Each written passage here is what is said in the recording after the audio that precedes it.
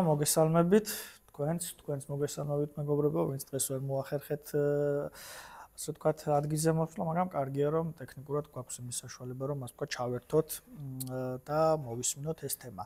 ეს მეორე რეალურად შეხვედრა ჩემი გურამის საავტორო სკოლაში. პირველ შეხვედრაზე ჩვენ ვისაუბრეთ ჩინური ცივილიზაციის თავისებურებებზე, რომელიც ვფიქრობ საკმაოდ საინტერესო გამოვიდა, თუმცა როცა ამ კურსზე ვფიქრობდით, რაღაც მინდოდა განსხვავებული მოხსენება გამეკეთებინა, რაღაც ისეთი, რაც შეიძლება ყოფილიყო პირველი აქტუალური, საინტერესო, ზოგადად ჩინეთის მიმართებით ძალიან ბევრი თემაა, მაგრამ რაღაც ისეთი, რაზეც მაგალითად ქართულ რეალობაში ჩვენ რაღაც მე ყოველ შემთხვევაში საჯაროდ არასოდეს მომისმენია და შესაბამისად ავირჩიე ეს თემა, იმიტომ რომ ფიქრობ ჩინური კლასიკური სტრატეგიების ზოგადი განხილვა, იმიტომ რომ ზოგადად ჩინეთში არსებობს 7 კლასიკური სტრატეგია.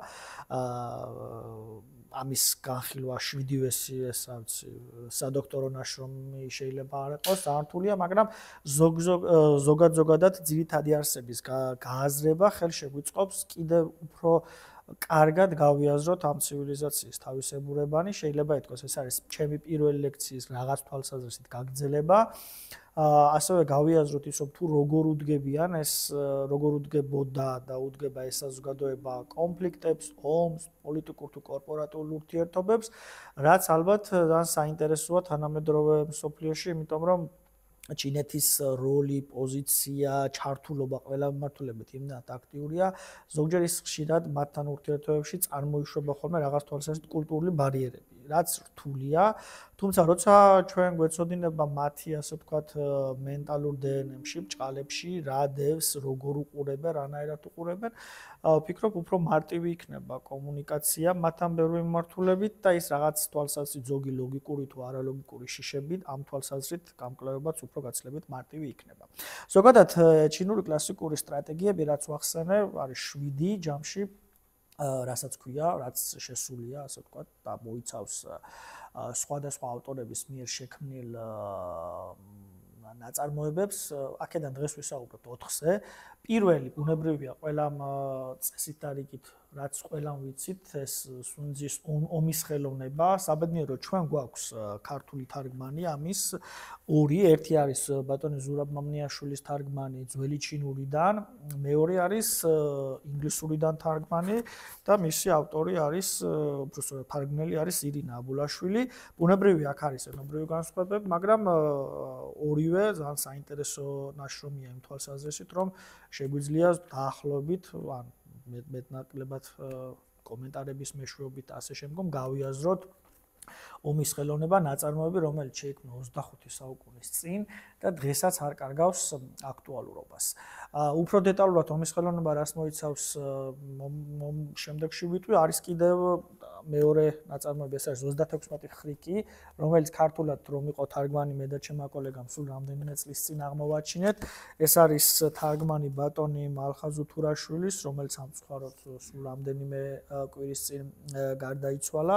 ესეც არის ძალიან საინტერესო ნაშრომი, კომპილაცია არის ასე ვთქვათ ჩინური სტრატეგიული აზროვნებებისა და არის კიდევ ორი ნაწარმოები, ომის მეთოდები, რომელიც ავტორი არის სიმა ჟანგჯუნი, სამწუხაროდ ეს არ გვაქვს ქართულად და კიდევ მეოთხე ავტორი და ნაწარმოები, ასე ვთქვათ, სტრატეგიების კრებული, რომელზეც დღეს ვისაუბრეთ, ეს არის 6 საიდუმლო სტრატეგიული სწავლება, რომლის ავტორი არის ძიანგწია, ესეც სამწუხაროდ არ გვაქვს ქართულად ნათარგმნი. ზოგადად, რატომ არის საინტერესო ეს სტრატეგიული სწავლებები? ფიქრობ ამ შემთხვევაში იმიტომ არის საინტერესო, რომ რეალურად იმდენად უნივერსალური ჩვევებია და რას ნიშნავს, რა არის, ხო? რეალურად ეს არის ტექსტები შექმნილი სხვადასხვა პერიოდში, ყველაზე ძველი იწყება დაახლოებით 3000 წლის წინ და შემდგომ მოდის უკვე მე-18 საუკუნემდე, მაგალითად 36 ხრიკი არის კომპილაცია, ჩვენ არ ვიცით მისი ავტორი ვინ არის, არც ის ვიცით ზუსტად როდის დაიწერა, ვიცით მხოლოდ ის, რომ ის არის სხვადასხვა პერიოდში რაღაც ასე ვთქვათ ჩინური სტრატეგიული რჩევების შეკრებითობის შედეგად გამოცემული ნაწარმოები, რომელიც აღმოაჩინეს ერთ-ერთი არქეოლოგიური გათხრების დროს. რატომ არის საინტერესო? საინტერესოა ის, რომ გვაჩვენებს და ხაზს უსვამს კიდევ ერთ თავისებურებას ჩინური ასე ვთქვათ ცივილიზაციის, რომ საზოგადოებამ, იმ საზოგადოების გარკვეულმა წრეებმა ჯერ კიდევ 3000 წლის წინ გადაწყვიტეს დამსხდარიყვნენ, ეფიქრათ თუ როგორ შეიძლებოდა ამ შემთხვევაში ომის მოგება, ოღონდ აქ მარტო არ იგულისხმება სამხედრო ომი, მაგრამ ძირითადად ბუნებრივია იმ პერიოდებიდან გამომდინარე იგულისხმებოდა კონფლიქტები, სახელმწიფო საქმეები ან საომარი მოქმედებები, თუ როგორ მოეგოთ ომი რეალურად ომის გარეშე. ან თუ როგორ მოეგოთ ომი ძალიან ასე ვთქვათ მინიმალური დანაკარგებით. ეს არის ამ თვალსაზრისით შეიძლება ითქვას უნიკალური, თუ ჩვენ გადავხედავთ სხვა ძველ ცივილიზაციებს, არის ხო ბუნებრივია ძველი ტექსტები, ფილოსოფიური ტექსტები, თუნდაც იგივე ბერძნული, შემდგომ რომაული, არაბული და ასე შემდგომ, მაგრამ რატომ ითვლება სუნძი მაგალითად კლასიკად ამ თვალსაზრისით, რომ სუნძის რჩევები, რომელიც ჯერ კიდევ 2500 წლის წინანდელია სავარაუდოდ, არის იმდენად უნიკალური, რომ ეხმიანება არა მხოლოდ სამხედრო მოქმედებებს, არამედ ეხმიანება მაგალითად კორპორატიულ ურთიერთობებს და თანამედროვე არა მხოლოდ ჩინელი, არამედ ძალიან ბევრი თავდაცვის აკადემია, მათ შორის იგივე შეერთებულ შტატებში, ბევრი ბიზნეს სკოლა ხოლმე იყენებს ამ რჩევებს, თუ როგორ უნდა მივაღწიოთ ჩვენ საწადეს ამ შემთხვევაში, როცა საუბარია თუ როგორ უნდა მოვიპოვოთ მოწინააღმდეგეზე უპირატესობა, თუ როგორ უნდა მოვიპოვოთ, ასე ვთქვათ, მართლობის თვალსაზრისით ისე უპირატესობა, რომ ჩვენ საწადეს მივაღწიოთ, ბუნებრივია პირველ რიგში იგულისხმება საომარი თუ სხვა მიმართულებით წარმატების მიღწევა.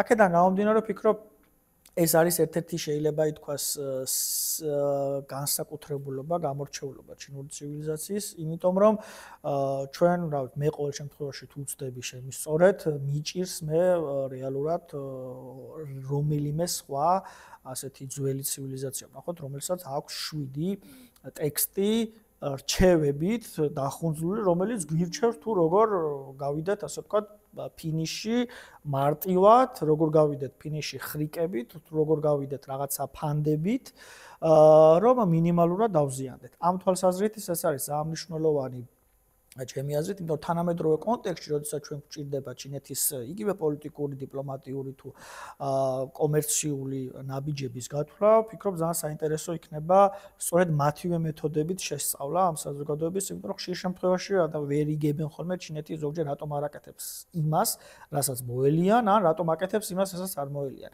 აქედან თვალსაზრისით ვფიქრობ ეს ამ კუთხით ძალიან საინტერესო უნდა იყოს ამ ასე ვთქვათ რჩევების განხილვა და მე მინდოდა რომ ამ რჩევებთან ერთად ჩემი კონკრეტული მოსაზრებით ეს ბუნებრივი არ არის ემპირიული კვლევა, იმიტომ რომ ამის ასე ვთქვათ კვლევა ჩემი აზრით შეუძლებელია. ამოკრებილი მაქვს გარკვეული რჩევები და მისადაგებული მაქვს პრაქტიკული ასე ვთქვათ პრაქტიკული მაგალითები პოლიტიკურ თუ კომერციულ ურთიერთობებში, რომელიც შეიძლება ჩემი აზრით ესადაგება ამა თუ იმ სტრატეგიას, ამა თუ იმ სტრატაგემას, თუ როგორ იყენებს, ან შეიძლება საერთოდ არ გამოუყენებია ბუნებრივია, მაგრამ ფაქტობრივად როგორ არის შესაბამისი და რელევანტური ჩინეთის ესა თუ ის გადაწყვეტილება ამა თუ იმ სტრატეგიებთან. მოდი დავიწყოთ სუნძით, რომელიც გითხარით, რომ ქართულად საბედნიეროდ გვაქვს, თქვენ შეგიძლიათ შეიძინოთ ეს ასე ვთქვათ თარგმანები ინგლისურიდან, ან თუნდაც ბატონი ზურაბ მამნიაშვილის თარგმანი. და რაზეც მინდოდა ასე ვთქვათ აქცენტი გამეკეთებინა, რომ 7-ვე კლასიკური ნაწარმოები არის ძალიან მნიშვნელოვანი, მაგრამ სუნძის ომის ხელოვნება ალბათ იმიტომ არის ყველაზე პოპულარული, ყველაზე ცნობილი, რომ ის მისი რჩევები არის იმდენად უნიკალური, რომ ის ცდება სამხედრო ასე ვთქვათ სტრატეგემების შინაარს და როგორც გითხარით, კორპორაციები, მულტინაციონალური კორპორაციები, ჩინური კორპორაციებიც კი იყენებენ ხოლმე, შეიძლება ითქვას, მის გარკვეულ რჩევებს. თუ რომელ რჩევებს, ახლა უკვე ამას სათითაოდ შეგვიძლია გავიაროთ და იმას ვთქვათ, განვიხილოთ, ხო? ზოგადად ომის ხელოვნება, ბუნებრივია, რომელსაც ყველაზე დიდი დრო ეთმობა ჩემს პრეზენტაციაში, შედგება 13 თავისგან და მოიცავს არაერთ რჩევას, რომელიც ზოგიერთი არის პირდაპირ სამხედრო რჩევა, მაგრამ ზოგიერთი საერთოდ არის ფსიქოლოგიური, ანუ რჩევა, დღეს რომ ეძახით ხოლმე ჰიბრიდული ომის ფსიქოლოგიური წინააღმდეგობისა ჩვენს მოწინააღმდეგეებზე, ეს იქნება პოლიტიკაში, ბიზნესში თუ სამხედრო საქმეებში. და ახლა მივყვეთ კონკრეტულად პირველ თავს, ხო? პირველი თავი, რომელსაც ქვია, სხვადასხვა თარგმანით გათვლანი დაგეგმვა, რაზე საუბრობს პირველ თავში სუნძი. მე სპეციალურად ამოღებული მაქვს, ასე ვთქვათ, ბატონი ზურას თარგმანიდან და ზოგიერთი შემთხვევა მაქვს ასევე ქალბატონი ირინას თარგმანიდან ციტატები, რომ ზუსტად გავიაზროთ. აი, პირველი თავი საუბრობს იმაზე, რომ ომი მუდამ ფლიდობის გზა, ამიტომ თუ რაიმე ძალგიც, თუ რაიმე აპირებ, დააჯერო რომ არ აპირებ. თუ უახლოვდები, აფიქრებინე რომ შორდები, თუ შორდები დაარწმუნე რომ უახლოვდები, თუ მტერი რამეს დახარდება, გაიტყუე იმავე სარგებლით და თუ არეულობას მოუცავს ის წყის დაასწარი და იხელთი. ანუ და დანარჩენი თქვენ შეგიძლიათ თავადვე წაიკითხოთ. მე უბრალოდ ხაზი მინდა გავუსვა იმას, რომ აი მაგალითად 25 საუკუნის წინ ბუნებრივია ომი ვაჟკაცური საქციელია, რომელიც მოიცავს ფიზიკურ სიძლიერეს, მენტალურ სიძლიერეს, მაგრამ განსხვავებით სხვა ყოველ შემთხვევაში ჩვენ არ გვაქვს წერილობითი დასტური ამისა, სხვა ასე ვთქვათ ცივილიზაციებში, აი 25 საუკუნის წინ სამხედრო სუნძი, უпроსტად სწორი ტრანსლიტერაციით, მაგრამ დავტოვოთ ძველი ტრანსლიტერაცია და გამოვიყენოთ სუნძი, დაჯდა და მის მმართველს მიაწოდა სხვადასხვა რჩევები, რომ თუ როგორ შეგვიძლია ასე ვთქვათ, დავგეგმოთ ჩვენს სამხედრო კამპანია მტრის წინააღმდეგ და ამ შემთხვევაში ეს ფლიდობა, მოტყუება, ფანდი, ხრიკი საერთოდაც არ არის ასე ვთქვათ ამორალური. ამ შემთხვევაში რეალურად სუნძი მაკიაველიზმის გზას მიყვება, ოღონდ მაკიაველამდე ძალიან ლამის, რა ვიცი, რამდენი საუკუნით ადრე, თითქმის 1500 წლით ადრე, ზუსტად იმ რჩევებს ამბობს, რომ მიზანი ამართლებს საშუალებას, რომ ყველანაირი მეთოდები, მათ შორის სხვადასხვა ტიპის, ესე ვთქვათ, ხრიკები არის მოწინააღმდეგის დასაჩაგრად გამოყენებული. პარალელი, აი, როდის შეიძლება მაგალითად ჩვენ ჩავთვალოთ ის, რომ როდის გამოიყენა თანამედროვე ჩინურმა დიპლომატიამ მეგეთქეთ. რა თქმა უნდა, ესეთი ზუსტი შესაბამისობა ამაზე არ არსებობს, მაგრამ ჩემი აზრით ერთ-ერთი ამის კარგი მაგალითია მოქმედებები სამხრეთ ჩინეთის ზღვაში. არ ვიცი თქვენ იცით თუ არა ამის შესახებ, რომ სამხრეთ ჩინეთის ზღვა არის ზღვაში არსებული არქიპელაგური კუნძულები, არის სადაო ტერიტორია ჩინეთსა და მის მეზობლებს შორის, ძირითადად ჩინეთსა და ფილიპინებს შორის და რეალურად იქ არანაირი სამხედრო მოქმედებები არ მიმდინარეობს, თუმცა სხვადასხვა პერიოდი უკვე რამდენიმე წლებია იქ ჩინელი სამხედროები აშენებენ ხელოვნურ კუნძულებს, ჩინელი ასე ვთქვათ მეთევზეები აქტიურად თევზაობენ და თუმცა ამ ყველაფერს არ აქვს სამხედრო თვალსაზრისით. აი როცა იქ შეტაკებები ეხება ფილიპინურ და ჩინურ სამხედრო ასე ვთქვათ საპატრულო კატარღებს შორის ხოლმე ჩინური მაგალითად გემები იყენებენ წყლის ჭავლს. აი ესეც შეიძლება ჩინური ნოუ-ჰაუ, ან განსხვავებით სხვა კონფლიქტებისგან, სადაც რა ვიცი, ხო, ძირითადად სულ წყდება პირდაპირ სამხედრო ასე ვთქვათ კონვენციური მეთოდებით ესათვის დაპირისპირება. სამხრეთ ჩინეთის ზღვაში ჩვენ გვაქვს სრულიად სხვა შემთხვევა, ერთი ტყვიაც კი არ გავარდნილა, ის ცდილობს შეიძლება ითქვას უნიკალური მეთოდებით ამ კუნძულების კონტროლს, იმიტომ რომ იქ არის თევზის რესურსი, იქ არის ასე ვთქვათ, ამბობენ რომ შეიძლება იყოს ნავთობის რესურსი და ასე შემდგომ და ასე შემდგომ. ანუ ეგეც ჩემი აზრით არის გარკვეულწილად ჩინური სტრატეგიული აზროვნების ერთ-ერთი მაგალითი, რომ ემდენი წლები ყველა ელოდება, რომ რაღაცა კონფლიქტი დაიწყება სამხრეთ ჩინეთის ზღვაში, მაგრამ ფაქტია, რომ ერთი ტყვიას არის სვრის ბუნებრივია ჩინეთი და ფილიპინების ბუნებრივია არ აკეთებს ამას, იმიტომ რომ ახლა ჩინეთთან პირდაპირ სამხედრო დაპირისპირება მოგეხსენებათ, საკმაოდ რთულია მიუხედავად იმისა, რომ ის მას თავის ტერიტორია თვლის. ერთი კონკრეტული რჩევა და მისი მაგალითი რომ გავიყოთ. მეორე, ხო? საომრად დაძვრა არის კიდევ ერთი თავი. ამ თავში სუნძი მაგალითად ჩამოწერს კონკრეტულ ფაქტორებს თუ როდის შეიძლება სახელმწიფომ, იმ შემთხვევაში თავის დროზე სარდალმა ჯარი გაუშვა სამხედრო ოპერაციების ჩასატარებლად. ეგეც ამ შემთხვევაში, რომ და რატომ ჯობია მაგალითად ის, რომ მოერიდოს სარდალი დიდხნიან სამხედრო კამპანიებს და იქ საუბრობს ამ ეკონომიკურ ფაქტორებზე. აი მაგალითად თქვენ რო წაიკითხოთ, ბოლო საუბრობს იმას, რომ ომი ჯდება ძალიან ძვირი, შენახვა არის ძალიან ძვირი და ყოველთვის უკეთესია რომ გამოიკვებო მტრის ხარჯზე. ანუ აქ მაგალითად ერთ-ერთი პირდაპირ კონკრეტული რჩევები აქვს, რომ აი მტრისგან წართმეული ჭუნგი, რომელიც არის 600 ლიტრა, ჯობია უფრო ეფექტურია გამოიყენო ვიდრე და ის უთანასწორდება და ასე ვთქვათ იდენტურია ტოლფასია შენი 20 ჭუნგისა, ანუ ერთი ჭუნგი არის 640 ლიტრა. ანუ ეს რას ნიშნავს? იმას, რომ მისი რჩევით მინიმალური უნდა იყოს სამხედრო კამპანიის ან ზოგადად ომის ფაზა, რომ სახელმწიფო არ გაღარიბდეს და მეორეს, როდესაც ნუიზულებული ვართ კონფლიქტში ჩავერთვათ, ჯობია რომ სხვის ხარჯზე ასე ვთქვათ, გამოვყვებოთ ჩვენი ჯარი. ბუნებრივია ეს პირდაპირ სამხედრო ის არის რჩევა, მაგრამ რო გადმოვიტანოთ 21 საუკუნეში, ბევრს ფიქრობდი, რა შეიძლებოდა შემესაბამებინა ამ კონკრეტულ რჩევაზე. და უცებ გამახსენდა ის ფაქტორი, რომ ბოლო 25 წელში, მიუხედავად ასეთ დიდი პოპულაციისა, ჩინეთში იზრდება გამწვანებული ფართობების ანუ რაოდენობა. ამ ჩინეთში გაწყიანობის ხარისხი იზრდება.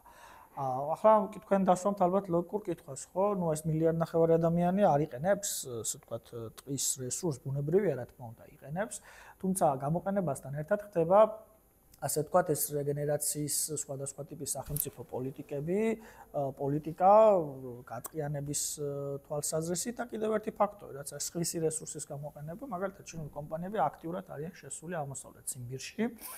ასევე აფრიკაში, ეკვატორულ, უпроსტად ტროპიკულ ლათინურ ამერიკაში და იქიდან იღებენ ხოლმე რესურსს, ბუნებრივია თავისი შიდა რესურსიც აქვს, მაგრამ ესეც არის გარკვეულწილად ერთი მაგალითი იმისა, რომ შენ რესურსებს მოუფრთხილდე და მაგალითად გამოიყენო სხვისი რესურსი. ასე მაგალითად თუნდაც იგივე ნავთობის თვალსაზრისით, სინძიანში ნავთობი და გაზი არის სამხრეთ-დასავლეთ, ჩრდილო-დასავლეთ ჩინეთში აღმოჩენილი, თუმცა ჯერჯერობით ძირითადად მაინც ჩინეთი ეყრდნობა გარე რესურსებს, იგივე რუსულ რესურსებს, იგივე ცენტრალური აზიის რესურსებს და თავისი მარაგები აქვს, შეიძლება ითქვას, გადანახული და როდესაც ალბათ დადგება ის დრო და ეს რესურსი იქნება მოწურვადი, სავარაუდოდ თავის დროზე გახსნის.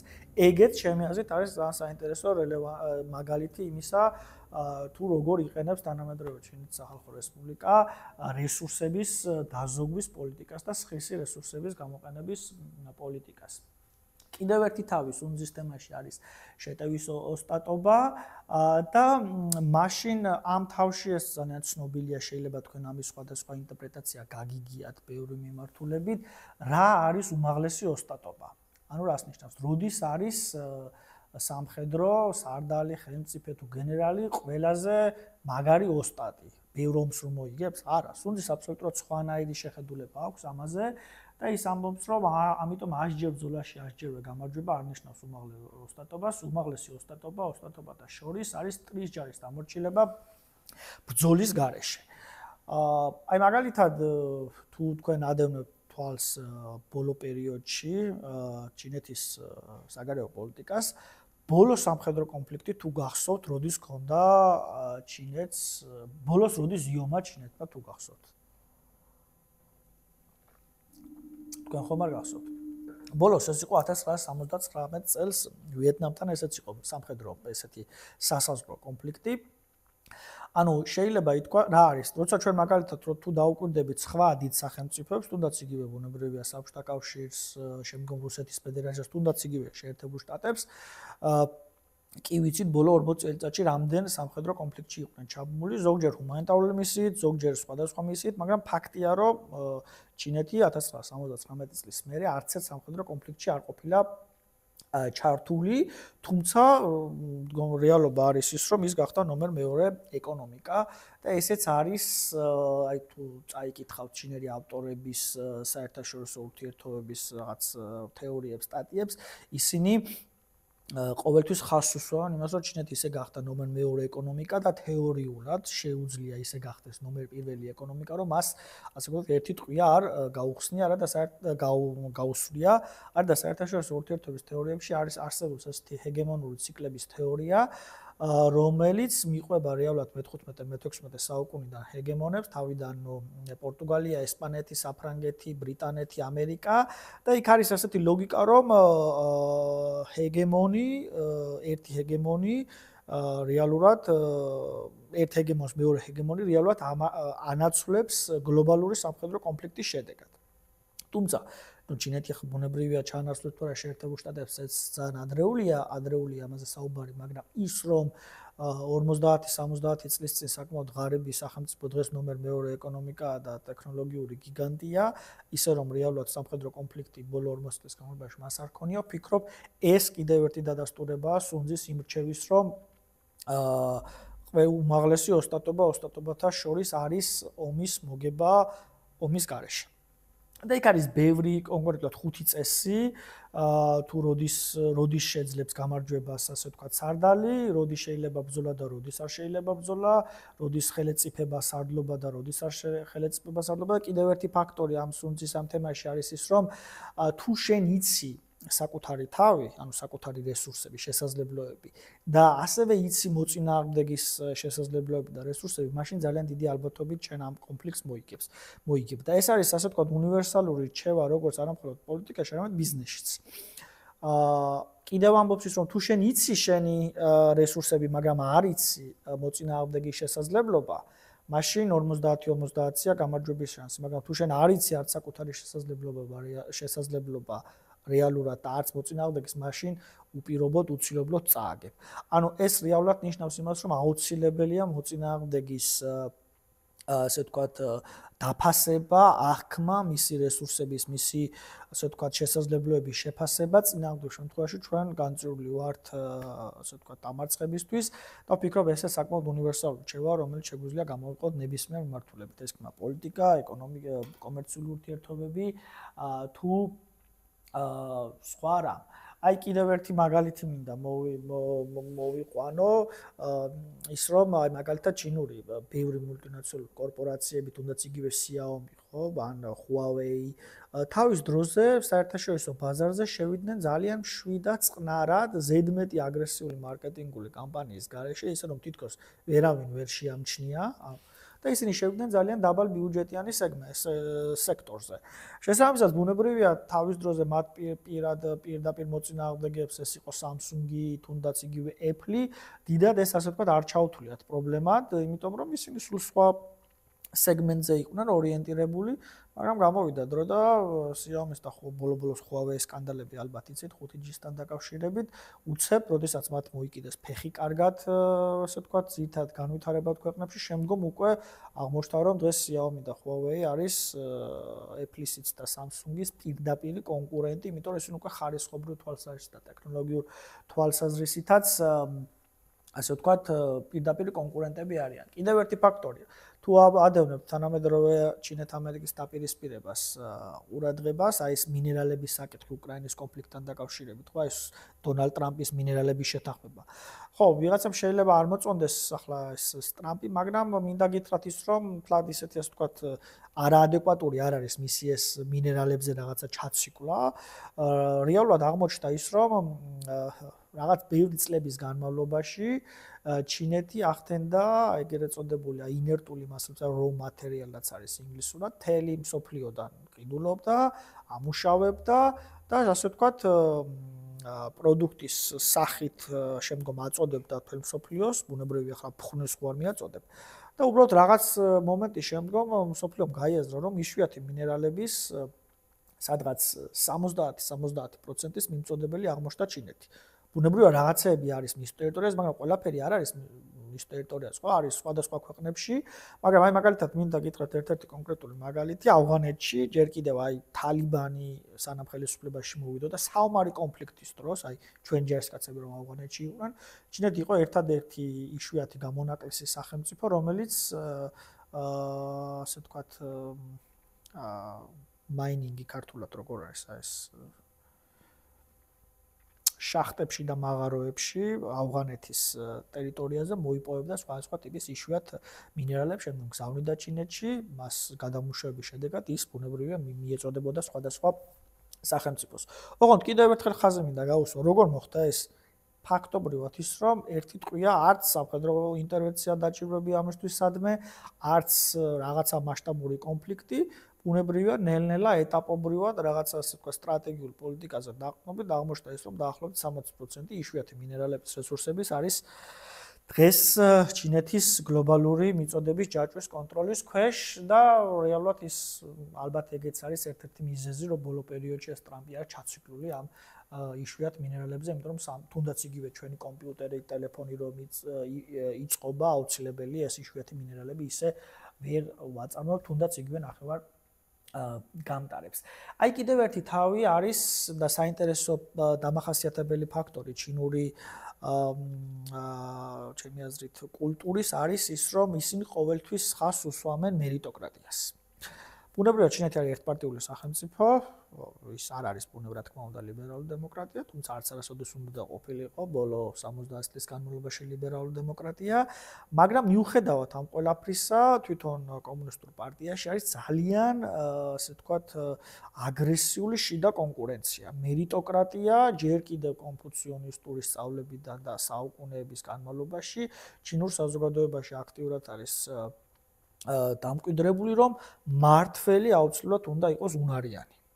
ეს არის და ჩემი აზრით გამოარჩევს შეიძლება ითქვას ბევრ ქვეყანას, ბუნებრივია ახლა ყველა ქვეყანას უნდა რომ უნარიანი მართველი ყავდეს, მაგრამ აი ერთ კონკრეტულ მაგალითს გეტყვით, ჩინეთის კომუნისტურ პარტიაში სადღაც 80 მილიონამდე წევრია, მაგრამ ტოპ უნივერსიტეტებში არის ძალიან რთული ასე ვთქვათ, შესარჩევი კონკურსი, რომ პარტიის, ასე ვთქვათ, მანდატი მისცენ სტუდენტებს და თვითონ პარტიაში არის რამდენიმე ხაზი და ზედა ხაზში ჩარიცხული ახალგაზრდა თაობა არის ძალიან კვალიფიციური ეკონომისტები, ტექნოლოგიური სფეროს წარმომადგენლები და ასე შემდგომ და ასე შემდგომ. ანუ ეს მერიტოკრატია, ანუ შიდა ფილტრაციის სისტემა აქვს ამ პოლიტიკურ ორგანიზაციას, მიუხედავად იმისა, რომ ერთი პოლიტიკური ორგანიზაცია და იქ არ გვაქვს ჩვენ გარე კონკურენცია. ხო, ახლა დასავლურ ქვეყნებში არის სხვა პოლიტიკური პარტიები, ხო, ერთმანეთს ეჯიბრებიან, ჩინეთში ეს არ არის, მაგრამ არის შიდა კონკურენცია და ამ კონკურენციის ბევრ ფაქტორებთან ერთად კლიენტელიზმი, კლანურობა და ასე შემდგომ არის ერთ-ერთი ფაქტორი მერიტოკრატია. ეს ალბათ გამოარჩევს ბევრ ასე ვთქვათ, საზოგადოებისგან თანამედროვე ჩინურ საზოგადოებას და ჯერ კიდევ 2500 წლის წინ საუბრობდა სუნძი ამ თემაზე. რომ აი აუცილებელია მართველი იყოს უნარიანი,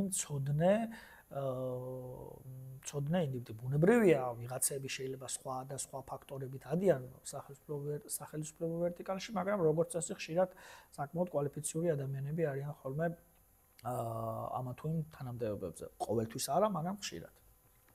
კიდევ მეხუთე თავი ეს არის ასე ვთქვათ ძალოვანება, ანუ როდის გაგშენ ძალა და როდის უნდა გამოიყენო ეს შენი ძალა. აი კონკრეტულად მე ციტატა მაქვს ამოღებული, რასაუბრო, რომ სტრატეგიული მოთმინება რამდენად არის მნიშვნელოვანი და როგორ უნდა დაგეგმო შენი სტრატეგია ისე რომ 100%-იან შედეგზე გახვიდე, მაგალითად აქ ის კონკრეტულად ბუნებრივია სამხედრო არჩევებზე საუბრობს, რომ ირიბისვლები აუცილებელი, რომ მოწინააღმდეგე უნდა დააბნიო, რომ შენი მეომრების შეტევა, როდესაც გადახვალ აქტიურ შეტევაზე, ისეთი უნდა იყოს, რომ უნდა გავდესო აი რაღაცა ზვავს, ლოდების გროვას, რომ წალეკო ყველაფერი.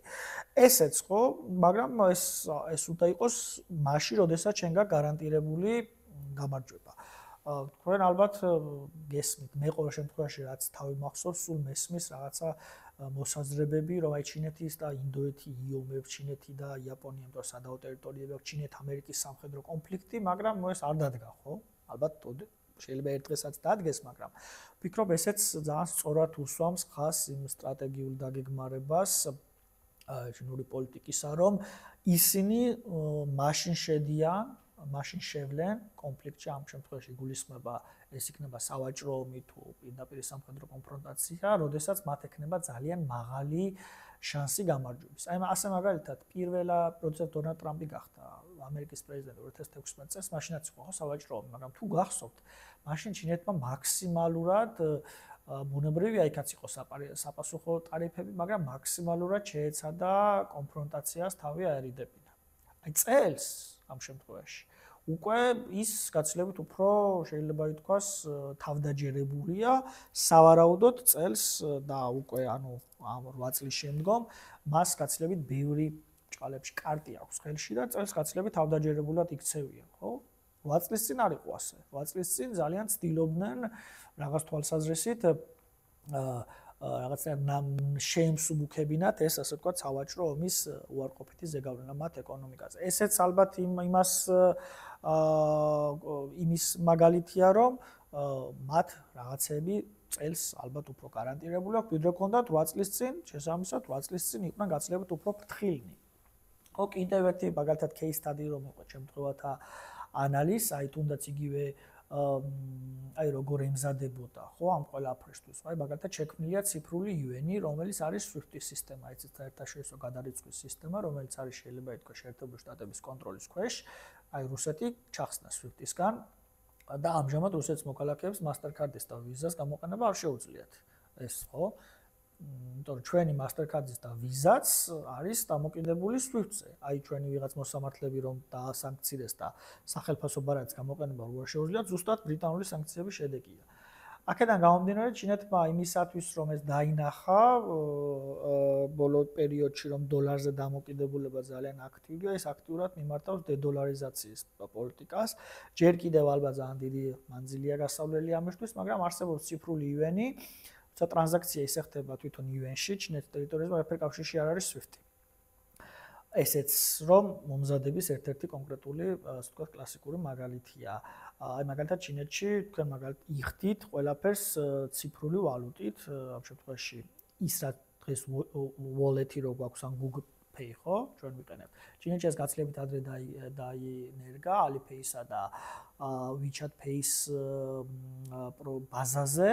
და ეს არის აბსოლუტურად თავისუფალი SWIFT-ისგან, აბსოლუტურად თავისუფალი JP Morgan-ისგან და სხვა საერთაშორისო კორპორაციებისგან, რომელიც აკონტროლებენ დოლარის ტრანზაქციებს. თუმცა ახლა ჩვენ რომ ჩინეთში ვიყიდოთ რაღაცა ტელეფონი და დოლარში გადავიხადოთ, ბუნებრივია ეს ჯერ მიდის JP Morgan-თან ან სხვა საშუამავლო ამერიკულ ან ამერიკასთან დაკავშირებულ კომპანიასთან და მერე მიდის ჩინურ, ასე ვთქვათ, ბანკში.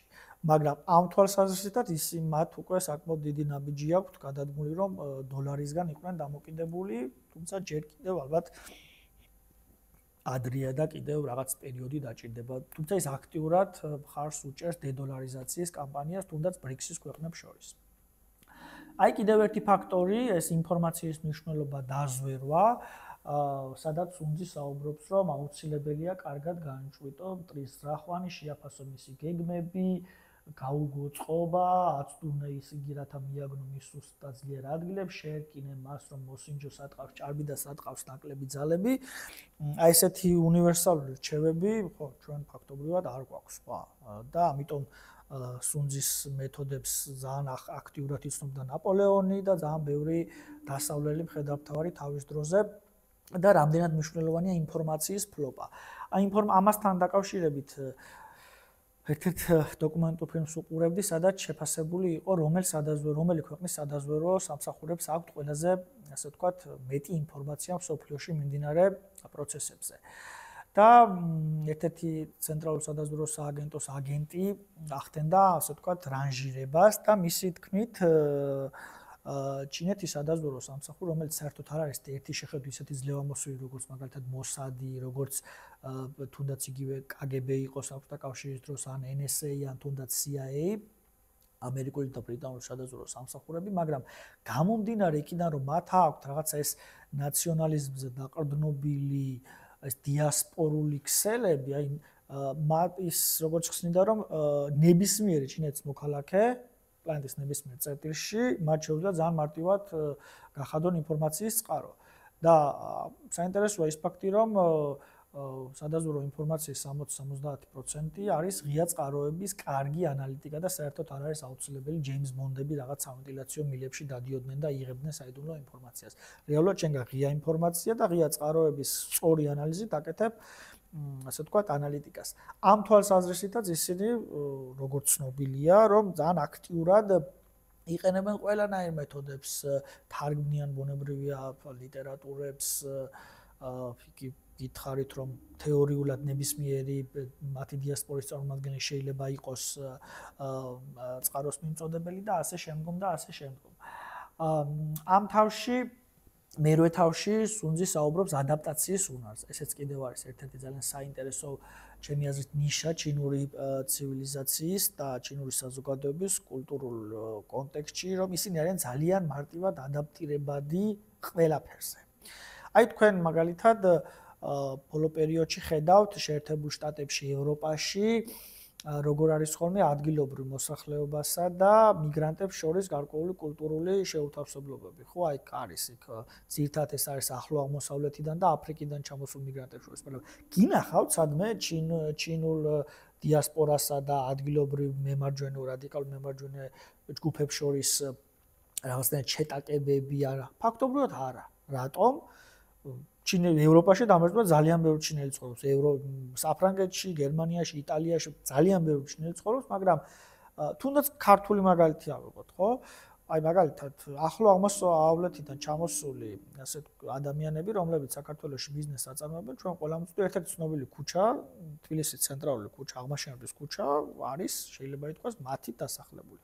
აი სადმე ჩინელები კიდევ სადღაც ძალიან ისეთ ლილოში ან ქალაქ გარეთ კომპაქტურად, ფაქტობრივად არსად აკვთებიან თვალში, ან ვიზუალით აქვს გულისხმობა. ანუ მათ ძალიან კარგად იციან ადგილობრივ წესჩვეულებებს და კულტურებზე ადაპტაცია, ესე რომ არ გამოიწვიონ ადგილობრივების აგრესია, განსხვავებით ახლო აღმოსავლეთიდან და თუნდაც აფრიკიდან ან ლათინური ამერიკიდან წამოსულმა მიგრანტებმა, რომლებიც კიდე გითხარით, რომ როგორ ხშირად არიან ადგილობრივ მოსახლეობასთან რაღაც თვალსაზრისით გართულებების მონაწილეები და მე სიმართლე გითხრათ ვერ ვიხსენებ ერთ შემთხვევას მაინც, როდესაც რაღაცა სადმე ჩინური community რასაც ქვია, დაუპირისპირდა ადგილობრივებს, ვიდრე ისინი ძალიან კომპაქტურად, წნარად, სადღაც ცხოვრობენ ხოლმე და როგორც წესი პრობლემებს არ უქმნიან ადგილობრივებს და თვითონაც ბუნებრივია თავს არ ასე ვთქვათ, თავს არ უქმნიან, თავიანთ თავს არ უქმნიან პრობლემებს და ისინი ზოგადად არიან ძალიან მარტივად ადაპტირებადი, ეცაღარაც გითხარით, ავღანეთის შემთხვევა. ხო, ავღანეთში როდესაც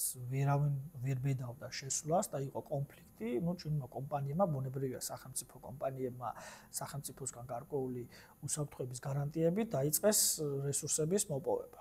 ესეც გარკვეული ნიშა იმ საზოგადოების, რომ ეს ადაპტაციის უნარი საკმაოდ ძლიერია. ხო, თუნდაც იგივე რეფორმები ჩინეთში. ჩინეთი იყო ერთ-ერთი ყველაზე რადიკალური კომუნისტური სახელმწიფო, მაგრამ 1978 წლიდან ის გახდა შეიძლება ითქვას შერეული ჰიბრიდული ეკონომიკური მოდელის მქონე სახელმწიფო და ესეც ალბათ მათი ადაპტაციის უნარია. ჩინეთმა გააკეთა ის, რაც ვერ გააკეთა საბჭოთა კავშირმა. აი თქვენ უფროსები ვინც ხართ, უფროსი თაობა გემახსოვრებათ, პერესტროიკა და გლასნოსტი საბჭოთა კავშირში ჩავარდა, ჩინეთში ფაქტია რომ განხორციელდა. კიდევ ერთი და გადავიდეთ ახლა ბუნებრივი ომის ხელოვნებაზე შეგვიძლია ვისაუბროთ აუსრულებლივ, მაგრამ ასევე მინდოდა ყურადღება მიმექცია 36 ხრიგზე, ესეც საინტერესო კომპილაცია არის. აქაც არის 36 რჩევა სხვადასხვა კონკრეტული ისტორიული ფაქტებით, თუ როგორ გააკეთო შენი გასაკეთებელი, ისე რომ მინიმალური დანაკარგი გქონდეს შენ. ასე მაგალითად ერთ-ერთი მეორე ხრიკი არის ხოლმე ვეი ძიუ ჭაო, რაც ნიშნავს რომ ალყა შემოარტყა ვეის სამეფოს, რათა გადაარჩინო ჭაოს, ანუ შენი მოკავშირე სამეფო. ეს რას ნიშნავს? იმას რომ ეს დაახლოებით მე მახსენდება ჩინური მაგალითი არა, მაგრამ ქართული ისტორიიდან მინდა ერთი მაგალითი მოვიყვანო, თუ გახსოვთ ის მომენტი, როდესაც ერეკლეს დროს კახეთში იყვნენ ლეკები და მაშინ ერეკლემ დაახლოებით 300 მხედარი შეუსია ჭარბელა ხანს, ანუ ლეკებს თავიანთ სახლში დაესხა თავს, რამაც თუ სწორად მახსოვს, ყვარელზე ჰქონდათ ალყა შემორტყმული ყვარლის ციხეზე და ზუსტად მაშინ იძულებული გახდნენ ლეკები გაბრუნებული იყვნენ უკან, იმიტომ რომ თავიანთი სახლი გაუხდათ დასაცავი და სულ რაღაცა 300 კაცით და ის 300 კაცი მაგალითად იმ ალყას რო დასკვნდა თავს, ავარაუდოდ ალყას ვერ გაარღვევდნენ, მაგრამ ეს დივერსიული ჯგუფი შევარდა ჭარბელაქანში და ჩრდილოეთ კავკასიის აღმოსავლეთ ნაწილში და რეალურად გადარჩა ყვარელი. გადარჩა იმდენი კახეთის სამეფო. დაახლოებით ესეთი იდენტური შემთხვევა გვაქვს ჩვენ სამი სამეფოს რომანიდან, როდესაც მოხდა ის, რომ მოკავშირეებმა იმის მაგივრად რომ პირდაპირ დახმარებოდნენ, ასე ვთქვათ, ომში ერთმანეთს, მათ სახლზე მიიტანეს, ანუ მათ სამეფოზე მიიტანეს დარტყმა და ისე გადაარჩინეს ჭაოს სამეფო. აქაც ჩემი აზრით რომ განვიხილოთ პრაქტიკული მაგალითები, აი თუნდაც ალბათ ჩემი აზრით ეს შეიძლება ირიბი დახმარება, აი თუნდაც თავის დროზე, თუნდაც იგივე რუსეთის ვიცით რომ ბოლო პერიოდში ჩინეთი და რუსეთი საკმაოდ დაახლოებული არიან, თუნდაც იგივე ჩრდილოეთ კორეა, ხო?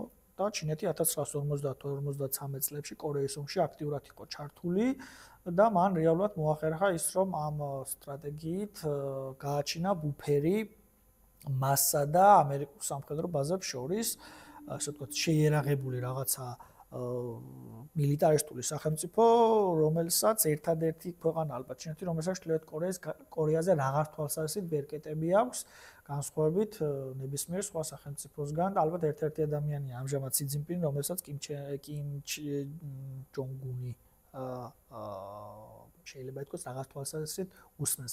შეიძლება ბოლომდე მასაც არ უსმენს, მაგრამ მაინც ხო, კიდევ ერთი ძალიან საინტერესო, ესე ვთქვათ, იდიომატური გამონათქვამი ეს ქართულში ალბათ ითარგმნება როგორც სხვისი ხელით ნარისგლეჯა, ანუ ძიატაუშარჟენ, ანუ ინათხოვრო დანა სხვის მოსაკლავად, ან ნათხოვარი დანით მოკლა სხვა.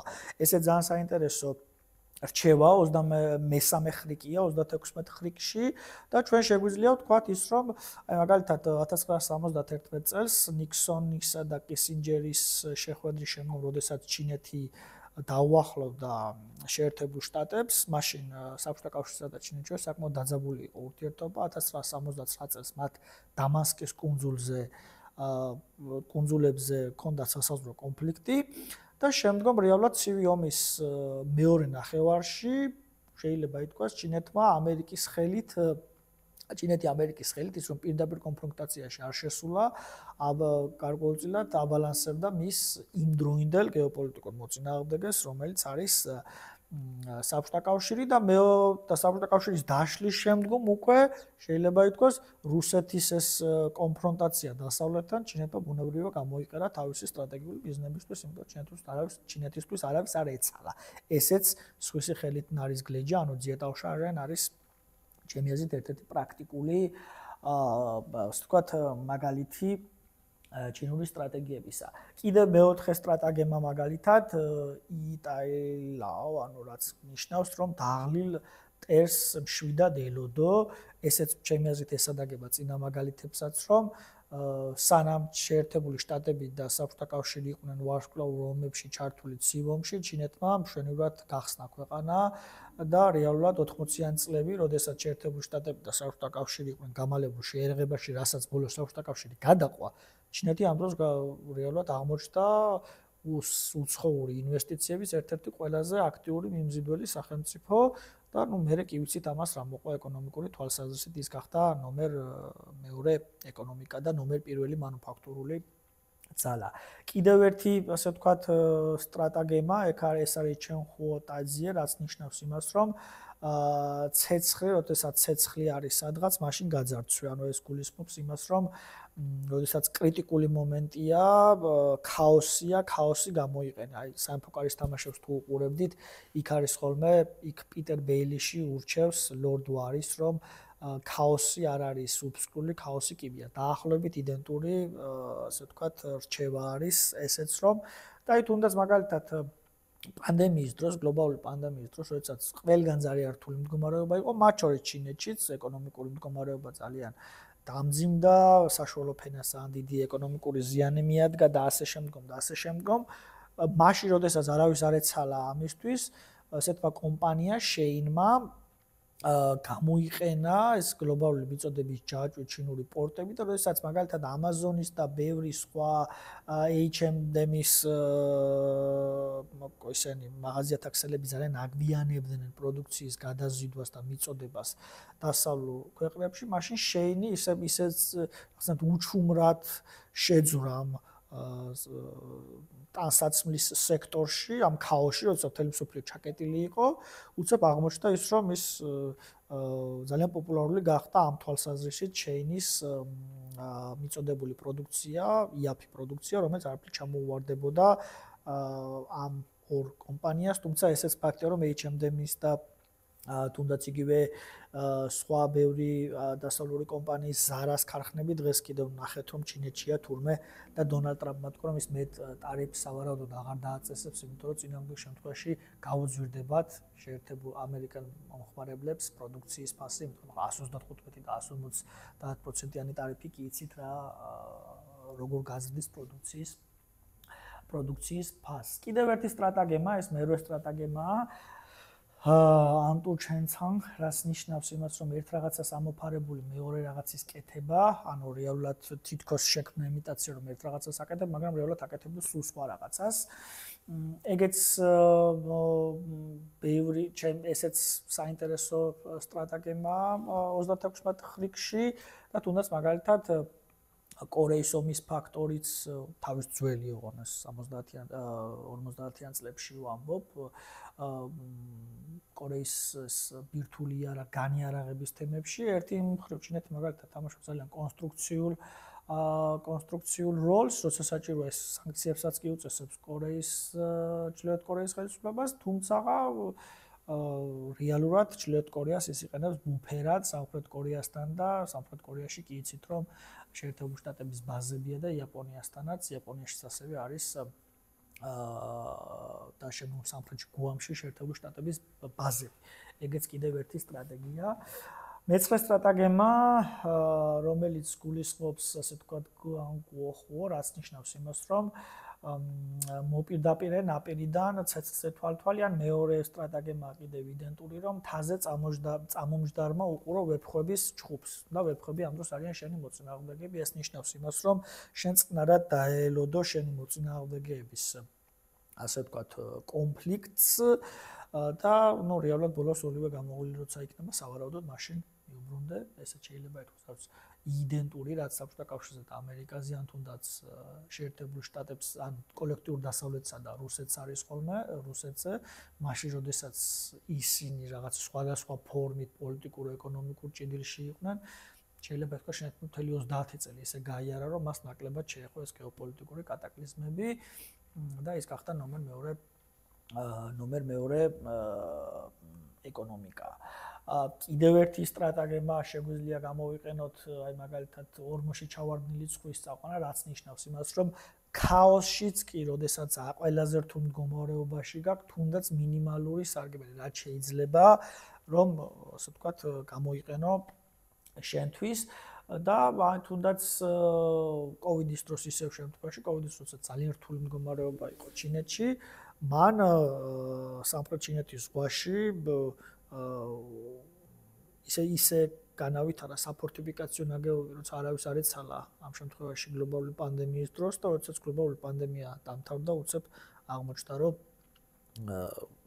ძალიან ბევრი საფორტიფიკაციო საინჟინრო ნაგებობები არქიპელაგებზე და მარჯნის რიფებზე ჩინეთს გაკეთებული ჰქონდა. მაშინ, როდესაც მაგალითად ძალიან ბევრი ჩინური ქალაქი ჩაკეტილი იყო და ძალიან რთული ეპიდემიური მდგომარეობა იყო თვითონ უშუალოდ ჩინის ტერიტორიაზე. ესეც კიდევ მაგალითად ეგ ძალიან მომწონს ეს სტრატეგია ძიეში ხუან, რაც ნიშნავს იმას, რომ ითხოვო გვამის სულის დასაბრუნებლად, რაც ნიშნავს, ანუ შინაარსობრივად არის ის, რომ ძველი იდეის პროცესის ახლებურად გამოყენება, აი თუნდაც მაგალითად სარტყელი და გზა ინიციატივა არის ძველი აბრეშუმის გზის ახლებური, ასე ვთქვათ, რევიტალიზაცია, ესეც შეიძლება ითქვას ჩინური პოლიტიკის ტრანსსტრატეგიის ერთ-ერთი საინტერესო ნაწილია. კიდევ მე-17 სტრატეგია, რომ ეგეც ძალიან საინტერესო მომენტია, აგურის გასროლით ნეფრიტის დაუფლება, ანუ როცა ჩვენ რაღაცა მინიმალური დანახარჯით მაქსიმუმ აგური გადააგდე და ნეფრიტი ჩამოტეხე იმიდან კლდიდან. ეგეც ეგ არის, რომ აი თუნდაც მაგალითად ჩინეთის გონდა საკმაოდ ანტიკოლონიური პოლიტიკა და საკმაოდ შეიძლება ითქვას, ეს მაშინ მემარცხენე მოტივებზე იყო დაყრდნობილი, დღესაც ესია აფრიკის მიმართ. 60-იან წლებში როდესაც დაიწყო აფრიკის დეკოლონიზაცია, ჩინეთი ყოველთვის ცდილობდა მაშინ საკმაოდ ღარიბი იყო თვითონ და ბუნებრივი აფრიკაც საკმაოდ ღარიბი იყო, მაგრამ იმ პერიოდიდანვე ცდილობდა ძალიან ახლო ამ შემთხვევაში რაღაცას თითქოს სოლიდარულ და ანტიკოლონიურ თემსაწყისებზე დაყრდნობილი პოლიტიკური ურთიერთობები ქონოდა აფრიკასთან, რაც შემდგომ აღმოჩნდა, რომ ძალიან ეფექტური იყო, რატომ? მან რეალურად ის რომ აფრიკაში ფაქტობრივად ის ყველა აფრიკულ სახელმწიფოსთან აქვს ძალიან კარგი ურთიერთობა, გაერთიანებული ერების ორგანიზაციაში რეზოლუციებზე აფრიკული სახელმწიფოები თითქმის ძალიან ხშირ შემთხვევაში ჩინეთის სასარგებლოდ აძლევენ ხმას და ის რომ რესურსებზე, წეღარაც კითხავთ მინერალურ რესურსებზე, ძალიან ბევრ ქვეყანასთან აქვს, ასე ვთქვათ, რაღაცა პრეფერენცირებული წვდომა. და გაცლებთ თუ კარგი იმიჯი აქვს ვიდრე ყოფილ კოლონიურ სახელმწიფოებს იგივე საფრანგეთს და ასე შემდგომ ეგეც არის ის რომ თავის დროზე ფაქტობრივად არაფერი გაუკეთებია ფინანსურად თუ არ ჩავთვლით იმ ვერბალურ და სიტყვიერ მხარდაჭერას, მაგრამ ნუ რაღაც 15-20 წლის შემდგომ ამან შედეგი გამოიღო. კიდევ ერთი ფაქტორი ის რომ აი ყაჩაღების ცინწეიცინვან, ანუ ყაჩაღების დაჭერა თუ გინდა მათი მეთაური უნდა დაიჭირო, არც ახლა ეს ბევრი შემთხვევა შეიძლება იყოს, მაგრამ ახსენდება თანამედროვე ჩინური პოლიტიკიდან, როდესაც ძალიან გაძლიერდა ბიზნეს კლასი, ანუ კორპორატიული კლასი, ანუ ოლიგარქატი დღეს ჩვენ რო ვეძახეთ ჩინეთში ამ ეკონომიკური აღმავლობის შედეგად ძალიან პოპულარული ბიზნესმენი ჯეკ მა, ალიბაბას დამფუძნებელი, რეალურად მას იმდენად რიხი მიეცა ხმაში, რომ ის არ ერიდებოდა ჩინეთის ეკონომიკური სისტემის კრიტიკას. შეიძლება ზოგჯერ საკმაოდ სამართლიანათაც, მაგრამ საჯარო კრიტიკას და ბოლო შემთხვევა იყო, როდესაც ჯეკ მამ ჩინეთის ფინანსური სისტემა შეადარა მევახშეურ სისტემას და იმ გამოსვლის შემდგომ ჯეკმა გაქრა უბრალოდ ადამიანი, რამდენიმე თვის განმავლობაში იყო გამქრალი, შემდგომ დააბრუნეს, ოღონდ უკვე მაშინ ესე ტონი შეცვლილი ჰქონდა, რიხი შეცვლილი ჰქონდა. ანუ ეს გულისხმობს იმას, რომ დღეს უკვე ანალიზის შედეგად აი იმ შემთხვევაში კომუნისტურმა პარტიამ, რომელიც ჩინეთის კონსტიტუციით არის ასე ვთქვათ ხერხემალი სახელმწიფოსი, პრევენცია მოახდინა, რომ ასე ვთქვათ, აი ეს კორპორაციები და ეს მდიდარი ჩინელები არ ყოფილიყვნენ, ეს ბიზნესმენები არ ყოფილიყვნენ რაღაც თვალსაზრისით პოლიტიკის მკეთებლები და ჩინეთის პოლიტიკა არ შეეცვალათ რაღაცა თვალსაზრისით და თუ ჩინეთის პოლიტიკა შეცვლის, ეს უნდა შეცვალოს პარტია. მათივე ლოგიკით ასეა. მაგრამ ამერიკაში ჩვენ ხშირად გაგვიგია, ხო ახლა რომ ვიღაცები რაღაც ძალიან პოპულარული გახდა deep state და რაღაცებს უძახიან, რომ ამერიკაში ალბათ თქვენ მე ყოველ შემთხვევაში ბავშვობიდან მესმოდა, რომ ამერიკაში პრეზიდენტები არაფერს არ მართავენ ვიღაც კორპორაციები. ნუ ახლა ეს ბუნებრივია, რაღაც თვალსაზრისით ბუნებრივია, გადაჭარბებულია, მაგრამ ის რომ შეერთებულ შტატებში კორპორაციებს აქვს ძალიან დიდი გავლენა, ეს ფაქტია. შესაბამისად, ამის პრევენცია პარტიამ, რომელიც მოახდინა ისე რომ და ასევე არის ის რომ ჯარში ბოლო პერიოდში რაღაც თვალსაზრისით ძალიან ბევრი დაკავებები მოხდა, სამი თავდაცვის მინისტრი დაიჭირეს, რომ ესეც შეიძლება ითქვას მაო ძედუნის პოლიტიკური ანდერძია, რომ ტყვიამ არ უნდა მართოს პარტიამ უნდა მართოს ტყვია და ამის პრევენციასაც ახდენენ შეიძლება ითქვას. არის კიდევ ერთი ასე ვთქვათ საინტერესო 24 სტრატეგემა, რომ ძიატაო ფაგუ, ანუ ითხოვო გზა, ანუ გზა ვიღაცისგან გასასვლელი მიიღო, რომ დაარტყა შენ მოწინააღმდეგეს. აი ესეც არ ვიცი თუ გსმენიათ პაკისტანის, ჩინეთ-პაკისტანის ეკონომიკურ კორიდორზე. ძალიან დიდი ფული ჩადო ჩინეთმა ამის მშენებლობაში და რეალურად ეს კორიდორი არის გზა ჩინეთისა გავიდეს ინდოეთის ოკეანეში და რეალურად მას ამჟამად ჭირდება მალაკის სრუტეში გასვლა და მალაკის სრუტე არის შეერთებული შტატების სამხედრო ბაზების და მისი მოკავშირეების შეიძლება ითქვას კონტროლის ქვეშ იმისათვის რომ ამ მიწოდების ჯაჭვს რაც არის ეს გლობალური supply chain რა მიწოდების ჯაჭვის უსაფრთხოება ანუ განემტკიცებინა მრავალი მილიარდით გააკეთა ალტერნატიული გზა, რომ ინდოეთის ოკეანეში კონდეს პაკისტანის გავლით, ანუ დასავლეთ ჩინეთი და პაკისტანი და შემდგომ ჯაჰაბარის პორტით იმაში ინდოეთის ოკეანეში მოსასვლელი გზა კონდეს, რათა არ იყოს დამოკიდებული ვიღაცაზე, ესეც საინტერესო ალბათ ერთ-ერთი მაგალითია 25 სტრატეგემა ძიარშპუტიან, რაც ესე ძალიან საინტერესო, მოჩვენებითი უნიათობა, საკუთარი შესაძლებლობების დაფარვა და ჩემი აზრით ამის ყველაზე კარგი მაგალითია დენ სიაოპინგის მიერ, ანუ დენ სიაოპინგის მიერ შემოღებული ინერტული პოლიტიკის მოდელი 1978 წლიდან ლამის 30 წელიწადი, როდესაც მან პოლიტიკურ ანდერძად დაუტოვა მის შემდგომ ვთქვათ, პარტიის წევრებს, რომ ჩინეთი უნდა ყოფილიყო შიდა საქმეებზე ორიენტირებული, ეკონომიკურ გარდაქმნაზე, მოდერნიზაციაზე და მაქსიმალურად უნდა არიდებოდა გეოპოლიტიკურ რაღაცა ტურბულენტობებს, ნაკლებად ჩარეული იყო ციომში, ნაკლებად ჩარეული იყო მსოფლიო კონფლიქტებში და შეიძლება ითქვას, მისი ამ პოლიტიკური ხაზის ის არის ის, რომ გაგრძელება ახლა შეიძლება შეიცვალოს, მაგრამ ამ პოლიტიკური ხაზის დასტური იყო ის, რომ 1979 წლის მერე ჩინეთს დღემდე, არ ვიცი, მოულში რა იქნება, მას სამხედრო კონფლიქტში არ მიუღია მონაწილეობა.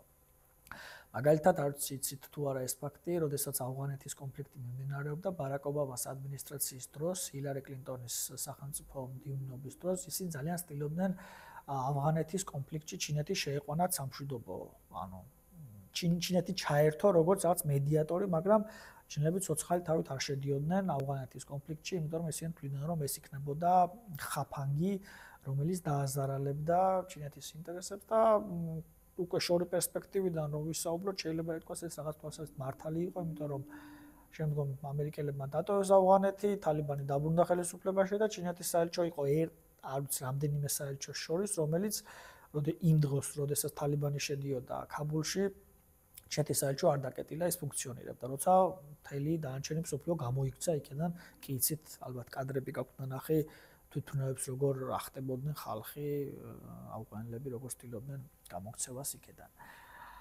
აიშინოდათ. კიდევ ერთი სტრატეგია, კიდევ ერთი წიგნი ლიუ თაო, ანუ 6 საიდუმლო სტრატეგია. ეს არის ძალიან ძველი 3000 წელზე მეტი ხნის ასე ვთქვათ სტრატეგიათა კრებული, შევესწრებით მოკლედ მოვიხილო. ეს განსხვავებით აი 36 ხრიკისგან და სუნძისგან, ეს არ არის მხოლოდ სამხედრო მიმართულებით, ეს არის ასევე სამოქალაქო და მმართველობითი მიმართულებით. ანუ ეს არის შეიძლება ითქვას 6 სტრატეგია, თაო, ანუ სტრატეგია რჩევა, რომელიც მიემართება ხელმძღვანელს, ხელმწიფეს, იმპერატორს იმ შემთხვევაში, უბრალოდ იმპერატორი მერე დაერქვა, მანამდე მეფე იყო ჩინეთში, რომ როგორ მართოს სახელმწიფო საქმეები სწორად. და აქ მაგალითად ავტორი ხაზს უსვამს ძლიერ მმართველობას და მორალურ ლიდერობას. აი ჩინურ ისტორიოგრაფიაში და კულტურის თემებში ძალიან მნიშვნელოვანია, რომ არსებობს ესეთი თიენმინგი, რაც ნიშნავს ზეციური მანდატი. ანუ ჩინეთის ჩინურ აზროვნებაში ითვლებოდა, რომ იმპერატორი ან მონარქი არის ზეცის შვილი და მას აქვს ზეციური მანდატი. ხომ არ გახსენდებათ რამე ქართული მონარქიული ისტორიიდან? ბაგრატიონები შთამომავლები არიან, დავით წინასწარმეტყველის, ხო? ხო, ეს ყველგან არის ხოლმე, რომ მონარქიები იყენებენ ამ რაღაცა ღვთიურობას მათი მანდატის დროს. მათი მმართველობისათვის. აი ჩინეთში იყო ესეთი მომენტი, რომ როდესაც ხდებოდა მაგალითად ეპიდემიები, მიწისძვრები, კატაკლიზმები და ეგეთი რაღაცეები, მაშინ მოსახლეობა თვლიდა, რომ იმპერატორის აჯანყებები, იმპერატორის ზეციურ მანდატს აქვს პრობლემა, ანუ მან რაღაც მორალური გაღწნა განიცადა, შესაბამისად ზეცა მას ამ რაღაცეების მეთოდებით სჯის. და იწყებოდა ლეგიტიმაციის კრიზისი. თუ იცნობთ ჩინეთის ისტორიას, გეცოდინებათ თუ არა და გეტყვით იმას, რომ ჩინეთი საკმაოდ ბევრი დინასტია იყო. მაგალითად, ჩვენ საქართველოს ბოლოს რო გადავხედოთ, თუ რა ფარნავაზიანთა დინასტია, შემდეგ ხოსროვიანტები და ბაგრატიონები ლამის 1000 რამდენზე 1400-1500 წელი მართავდნენ. ხო, არ ყოფილა საქართველოში. ჩინეთში ძალიან ბევრი დინასტია შეიცვალა, იმიტომ რომ მათი აზრით, როდესაც ეს ქაოსი იწყება სახელმწიფოში, ეს ნიშნავს იმას, რომ იმპერატორმა, ანუ მმართველმა მისი ამორალური და კიდევ სხვა მიზეზების გამო დაკარგა ზეციური მანდატი. და ამიტომ საჭიროა რომ ის შეიცვალოს და მოვიდეს ვიღაცა სხვა, ვისაც ეს ზეციური მანდატი აქვს და ეს მორალის თემა იყო ძალიან მნიშვნელოვანი ჩინეთის აბსოლუტურ, ასე ვთქვათ, მონარქიაში. აქ არის რომ მმართველმა უნდა მართოს ღირსებით რომ მოიგოს მოსახლეობის გული, ეს ავტორი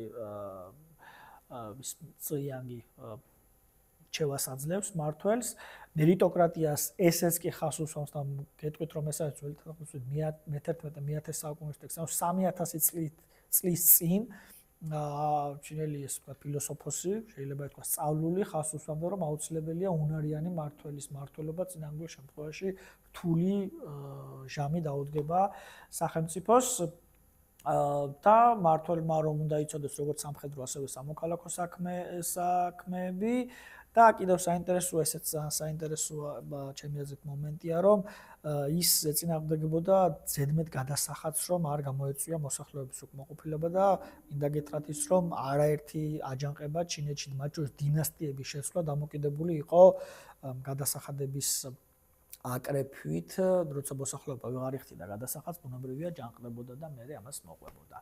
არის კიდევ ერთი თავ, ანუ იგივე სტრატეგია, თუ როგორ უნდა მოიგოს მოსახლეობა ომი, აქ საუბარია იმაზე, რომ აუცილებელია მოსახლეობის ხარდაჭერა წინააღმდეგ შემთხვევაში ომს ვერ მოიგებს და შეიძლება ითქვას ესეც ალბათ აქტიურად გამოიყენება ჩინურ საზოგადოებაში იმ თვალსაზრისით, რომ ის ძალიან ნაციონალისტურია, პატრიოტულ სწავლებას, ძალიან დიდ პროპაგანდას, ძალიან დიდ მნიშვნელობას ანიჭებენ, იმიტომ რომ რაღაცნაირად თუნდაც იგივე კორეის ომის დროს, როცა ძალიან რთული მდგომარეობა იყო, შემდგომ 62 წელს ინდოეთთან კონფლიქტის დროს, 79 წელს საბჭოთა კავშირის დროს ძალიან ხდებოდა მასების მობილიზება, იმიტომ რომ ის იციან, რომ მასების მობილიზების გარეშე ვიეტნამში რა მოხდა, ხო ამერიკას რა დაემართა.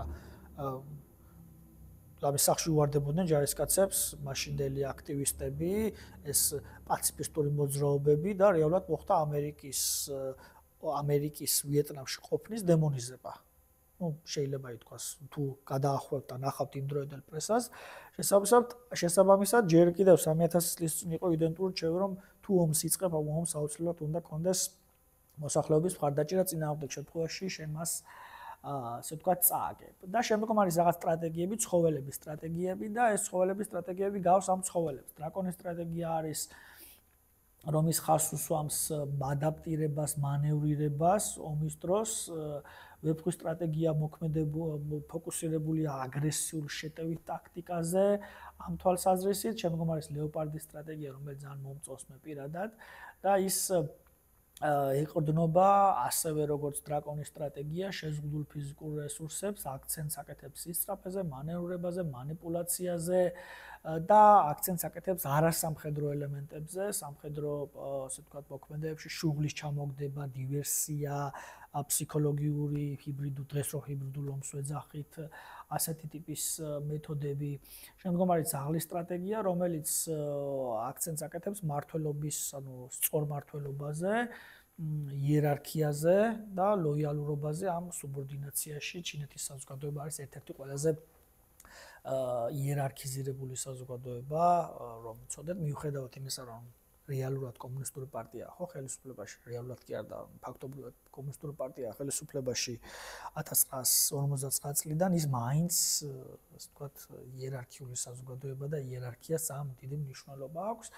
კიდევ ბოლო მეოთხე სტრატეგია სიმას მეთოდების, სიმას ჟანგძუნის ტექსტი, რომელიც ასევე ძალიან რამდენიმე რჩევას, მოკლედ რომ ვთქვათ, რჩევას იძლევა, რომ აუცილებელია მკაცრი დისციპლინა და ჩინეთში ზოგადად საკმაოდ ისეთი დისციპლინირებული თემა მნიშვნელოვანია ყველანაირ თემებში, იქ სუბორდინაცია, ლამის არის სამხედრო, მათ შორის კორპორაციებში, იმიტომ რომ მე მქონია შეხება ჩინურ კერძო კომპანიებთან და იქ მენეჯერი, გენერალური მენეჯერი, დამფუძნებელი არის რაღაცა, რა ვიცი, რაცაც დასავლურ კულტურაში, კორპორატიულ კულტურაში ვერ ნახავთ და აქ არის ერთ-ერთი მნიშვნელოვანი ფაქტორი, ოღონდ ეს კორპორატიული თემა ზოგ შემთხვევაში ზოგჯერ მოითხოვს თავგანწირვას, მაგრამ ამავდროულად ის რაღაც თვალსაზრისით უფრო მეტად სოციალურ პასუხისმგებლობით გამოირჩევა და მე მინდა ერთი მაგალითი გითხრათ, ერთ-ერთი ქცევისა, რომელიც ძალიან დაამახსოვრდა სტუდენტი, როდესაც ვიყავი,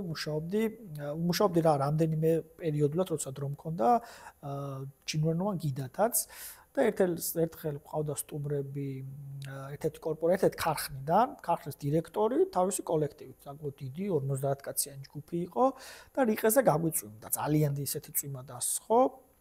და მეტეხის ხით რომ ჩამოდიხარ მეტეხის ხითთან იქ პატარა გაჩერებაა თუ გახსოვთ იქ ვერ შეეტი 50 კაცი ბუნებრივია ხო და ავტობუსები იყო შორს და ველოდებოდით რომ ავტობუსები მოსულიყო და ეს ხალხი ჩაგვესხა და წაგვეყვანა სასტუმროში და საშინლად წვიმს და მენეჯერმა მაგალითად რაც ჩემი აზრით ძალიან საინტერესო კულტურული ფაქტორი იყო შეუშვა რაც შეიძლებოდა ყველა ეს თავისი თანამშრომელი ზოგი უფროსებიც იყო თვითონ არავითარ შემთხვევაში არ დაიჭირა ქოლგა ხა მეც ბუნებრივია არ დამიჭერია მივეცი ვინც იყო სტუმრებს და ჩემთან და კიდევ რამდენიმე ახალგაზრდა თანამშრომელთან ერთად იდგა ამ წვიმაში და ელოდებოდა 15 წუთი როდის მოვიდოდა ეს რა ქვია ავტობუსი ესეც რაღაც თვალსაზრისით ალბათ ამ კუთხით ეს კულტურული ფენომენია თუმცა მიუხედავად იმისა რომ ყველა თანამშრომელი გამოდიოდა თავის კოლგას თავაზობდა მაგრამ ბუნებრივია მან რაღაცნაირად ეს დემონსტრაციულად არ აიღო და თვითონ დასვენდა ჩემთან ერთად ერთ-ერთი პატარა ცხოვრებისეული მაგალითი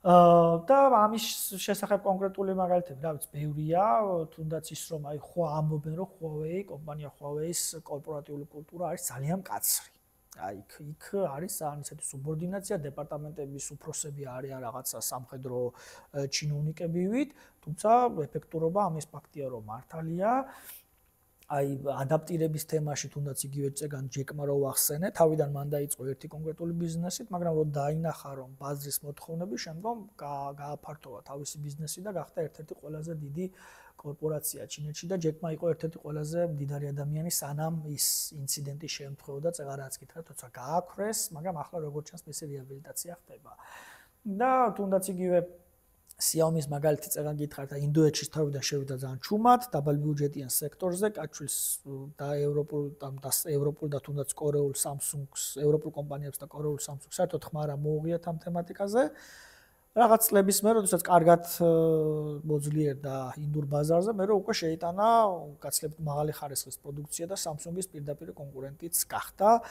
ესაც არის ერთ-ერთი კონკრეტული მაგალითი და ჩემი აზრით ბუნებრივია ამ ჩემ 7 კლასიკურ სტრატეგიაზე 4-ზე დღესაც ვისაუბრეთ, შეგვიძლია საათები და დღეები ვისაუბროთ, მაგრამ ძალიან მნიშვნელოვანია ის, რომ ის რჩევები, რომელიც ზოგი 3000, ზოგი 2000 და 2500 წლის წინანდელია, არის იმდანაც უნივერსალური ესადაგება ძალიან ბევრ მიდგომას, თუნდაც ადამიანურ ურთიერთობებში, კორპორატიულ სამხედრო პოლიტიკურ ურთიერთობებში და ფაქტია, რომ ჩინელი მმართველები ყოველთვის ცდილობდნენ ეს სტრატეგიები კარგად ცოდნოდათ და გამოეყენებინათ პრაქტიკულ პოლიტიკაში, ზოგჯერ გამოდიოდათ, ზოგჯერ ასე ვთქვათ, ნაკლებად გამოდიოდათ, მაგრამ ჩემი დაკვირვებით ბოლო რამდენიმე ათეულ წლის განმავლობაში ვფიქრობ, მათი სტრატეგია ბევრი მიმართულებით საკმაოდ ჭკვიანურია და ეფექტური, რასაც დღეს ჩვენ ვხედავთ ეკონომიკურ და პოლიტიკურ თვალსაზრისით.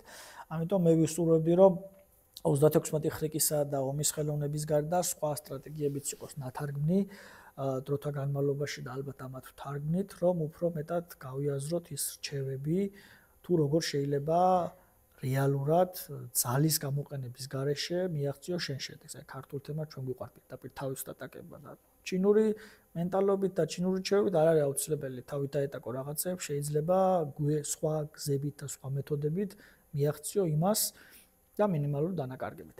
დაახლოებით სულ ეს იყო, რაც მინდოდა მეთქვა, თუ რაიმე კითხვა გექნებათ, ახლა მირჩევნია, იმიტომ რომ დრო მე მგონი საკმაოდ გადავაცილე კითხვა-პასუხის რეჟიმში გავაგრძელოთ ჩვენი საუბრები ჩინურ კლასიკურ სტრატეგიებზე და ხრიკებზე და ფანდებზე, ასე ვთქვათ. თამარ მაისურაძე. რა მაინტერესებს, ესე იგი, Facebook-ზე მაგალითად თითქმის ყველა ევროპული სახელმწიფოს და ასევე ამერიკის შეერთებული შტატების საელჩოების გვერდების მიმდევარი ვარ. და ვხედავ, რომ ძალიან ბევრ პროექტებს ახორციელებენ ჩვენ ქვეყანაში. მაგრამ რატომღაც არასდროს არ შემხვედრია ჩინეთის საელჩოს? და მაინტერესებს რანუ ჩვენთან არის ეს გადაწყვეტა. თქვენ რა ტიპის პროექტებზე გაქვთ აქცენტი?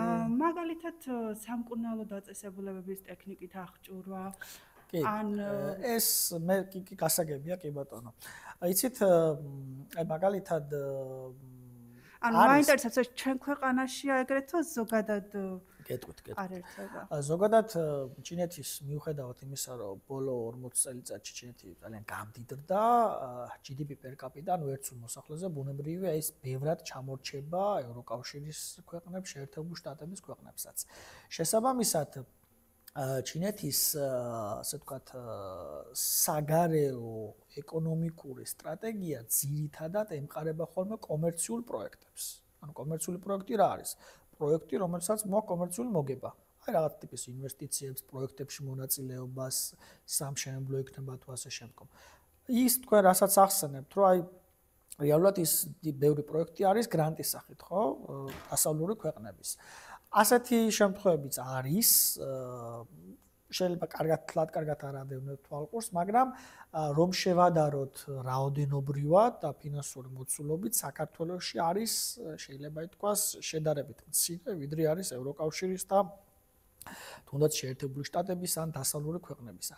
ასე მაგალითად რაღაცა თვალსაზრისით სტადიონის არის თუ კარგად ჩაყვებით, არის სტადიონის გაკეთების თემები, არის მაგალითად ფაროსანას საწინააღმდეგო, მე მახსოვს, რომ დიდი აქტიურად უყურებ და ფაროსანას შეწამლის, ესე ვთქვათ, ის შესაწამლი აპარატების გადმოცემა და ასე შემდგომ, მაგრამ როგორც წესი ის არ არის იმდენი რაოდენობით, რა რაოდენობითაც ეს არის დასავლური ქვეყნებს, იმიტომ რომ როგორც გითხარით, ჩინეთს ყავს საკუთარი მოსახლეობა, ბუნებრივია ჯერ მისახედი 1.5 მილიარდი მოსახლეობა და შესაბამისად მე რაც უფრო მკვიდრები ჩემი აზრით ის უფრო აფრიკულ ქვეყნებსაც ძალიან სიღარიბე, იქ უფრო აქტიურები არის მაგალითად სკოლის მშენებლობა, საავადმყოფოების მშენებლობა და ასე შემდგომ, ვიდრე მაგალითად ევროპის ქვეყნებში და ჩვენ მეტნაკლებად ევროპის ქვეყნებში ასე თუ ისე გავდივართ. ანუ არის პროექტები მათ შორის კულტურის პროექტები ახლა არის ჩამოსული უშუს ფედერაცია ჩინეთის ამ წუთებში და